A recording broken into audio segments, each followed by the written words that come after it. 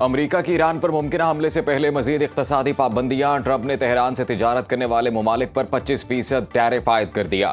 امریکی صدر کہتے ہیں فیصلہ حتمی ہے، کوئی تبدیلی نہیں ہوگی، اقدام کا اطلاق فوری طور پر ہوگا۔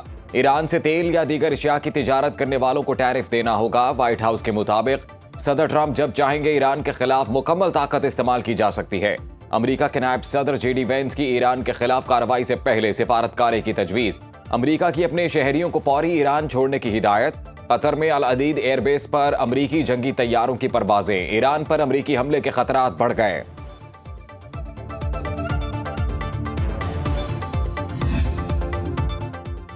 چین کے ایران پر ممکنہ حملے اور تجارت کرنے والے ممالک پر امریکی پابندیوں کی مخالفت۔ ایران پر امریکہ کے ممکنہ حملے کی رپورٹس پر ترجمان چینی وزارت خارجہ نے کہا، بین الاقوامی تعلقات میں طاقت کا استعمال درست نہیں، عالمی قوانین کے تحت ہر ملک کی خود مختاری اور سلامتی کا تحفظ کیا جانا چاہیے۔ ایرانی حکومت اور عوام مشکل صورتحال پر قابو پا سکتے ہیں۔ ٹیرف کی جنگوں میں کوئی فاتح نہیں ہوتا۔ چین اپنے جائز اور قانونی حقوق اور مفادات کا بھرپور تحفظ کرے گا۔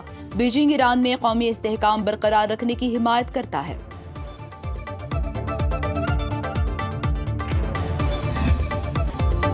ایرانی قوم نے دشمن کی سازشوں کو خاک میں ملا دیا۔ ایرانی سپریم لیڈر آیت اللہ علی خامنائی کا حکومت کے حق میں مظاہروں پر خراج تحسین۔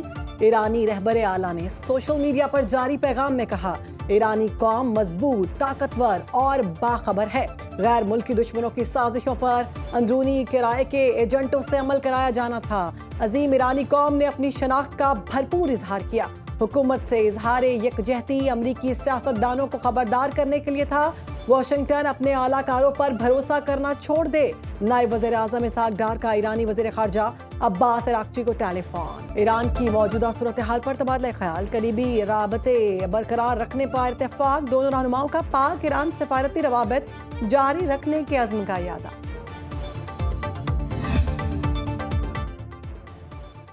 افغان سرزمین دہشت گردی کے لیے استعمال ہو رہی ہے۔ سہیل آفریدی کا سرحد پار دہشت گردی کا ثبوت مانگنا مضحکہ خیز ہے۔ گورنر فیصل کریم کنڈی کی نیوز کانفرنس، کہا، خیبر پختونخوا حکومت امن و امان پر توجہ مرکوز کرے، وہاں صورتحال خراب ہو رہی ہے۔ روزانہ کی بنیاد پر سیکیورٹی فورسز کو نشانہ بنایا جا رہا ہے۔ آج دنیا افواج پاکستان کی معترف ہے۔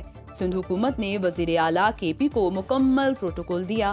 سہیل آفریدی نے پورے کراچی کا دورہ کیا اور کہا مزار قائد پر جلسہ کریں گے۔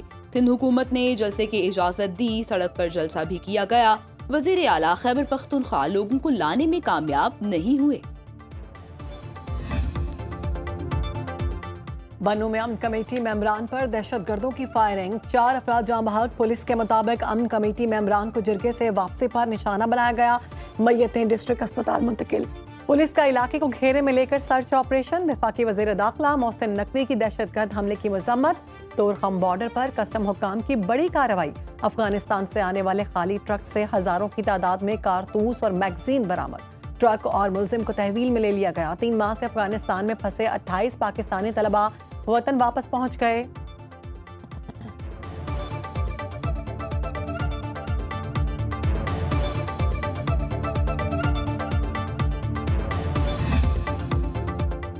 کراچی میں 9 مئی جیسا واقعہ دہرانے کی پوری کوشش کی گئی۔ سینئر وزیر سندھ شرجیل میمن کی نیوز کانفرنس، کہا، وزیر اعلیٰ خیبر پختونخوا سہیل آفریدی کے دورے سے متعلق سیکیورٹی تھریٹ تھا۔ خیبر پختونخوا حکومت کو آگاہ کیا گیا۔ تحریک انصاف نے کمٹمنٹ کی خلاف ورزی کی، جو روٹ دیے گئے ان کو فالو نہیں کیا گیا۔ پولیس اہلکاروں کو زد و کوب کیا گیا، میڈیا کی گاڑیوں پر پتھراؤ کیا گیا۔ سندھ حکومت نے تحمل کا مظاہرہ کیا۔ پی ٹی آئی کی صوبائی قیادت کے خلاف بھی کوئی پرچہ نہیں کاٹا گیا۔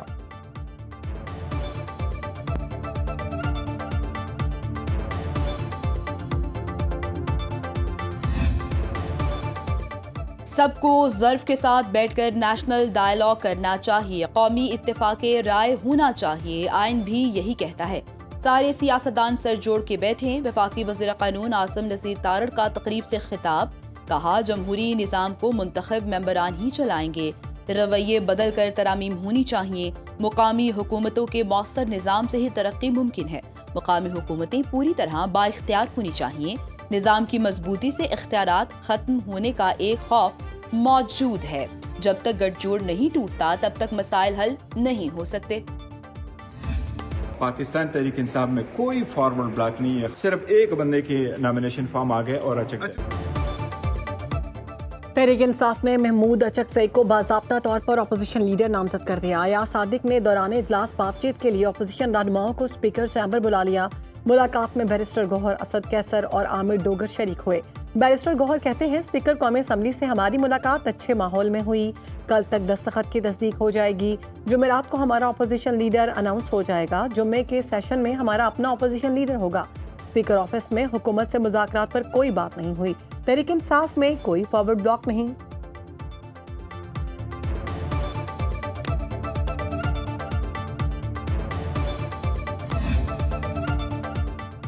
پیپلز پارٹی نے اسپیشل اکنامک زونز آرڈیننس واپس لینے پر قومی اسمبلی اجلاس کا بائیکاٹ ختم کر دیا۔ سینیٹر پلبشا خان کہتی ہیں جعلی آرڈیننس لا کر صدر زرداری کے ساتھ باریک واردات ڈالی گئی، پاکستان ایسی غلطیاں افورڈ نہیں کر سکتا، جعلی آرڈیننس فیکٹری کو بند کیا جائے، صدر کے نام سے آرڈیننس جاری ہوا انہیں خبر ہی نہیں، نیشنل شپنگ کارپوریشن کی نجکاری نہیں ہونے دیں گے۔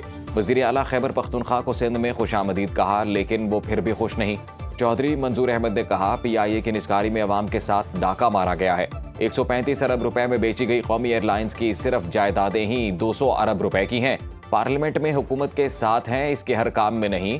وفاقی وزیر قانون اعظم نذیر تارڑ کہتے ہیں آج کل فائلز کی منظوری آن لائن ہوتی ہے، اس آرڈیننس کی بھی اسی طرح منظوری ہو گئی، غلطی ہوئی جسے درست کیا گیا۔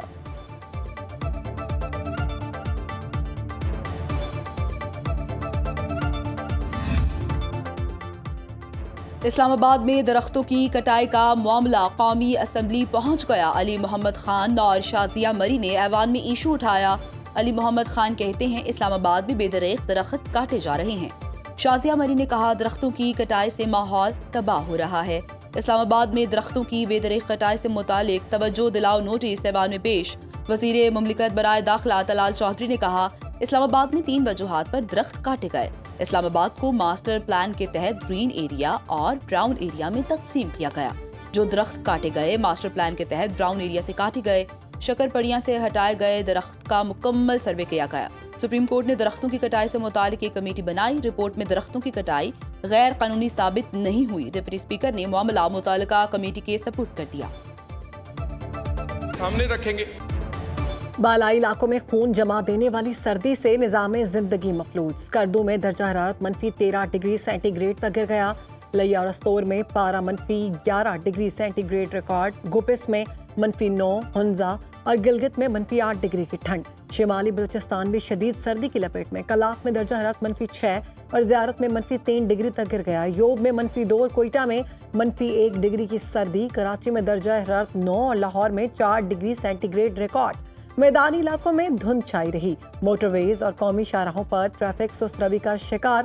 دنیا کے آلودہ شہروں میں لاہور کا 70واں number, air quality index 154 record.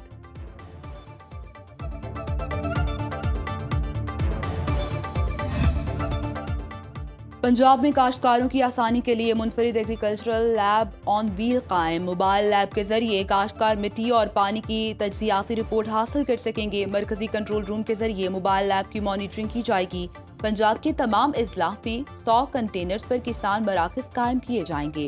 وزیر اعلیٰ مریم نواز کہتی ہیں کسان دوست اقدامات سے رواں سیزن گندم کی ریکارڈ پیداوار متوقع۔ کسان کارڈ اور ٹریکٹر اسکیم سمیت درجنوں پروجیکٹس پر عمل درآمد جاری۔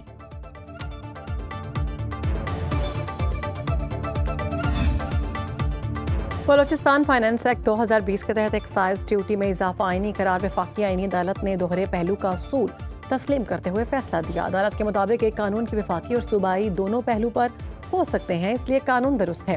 معدنیات پر ایکسائز ڈیوٹی لیبر ویلفیئر کے لیے ہے، مقصد عوامی مفاد کا تحفظ ہے۔ اٹک سیمنٹ کی بلوچستان حکومت کے خلاف دائر پٹیشن مسترد، 15 صفحات پر مشتمل تحریری فیصلہ جسٹس عامر فاروق نے جاری کیا۔ بلوچستان فائنانس ایکٹ کے ذریعے معدنیات پر ایکسائز ڈیوٹی کی شرح میں اضافہ کیا گیا تھا۔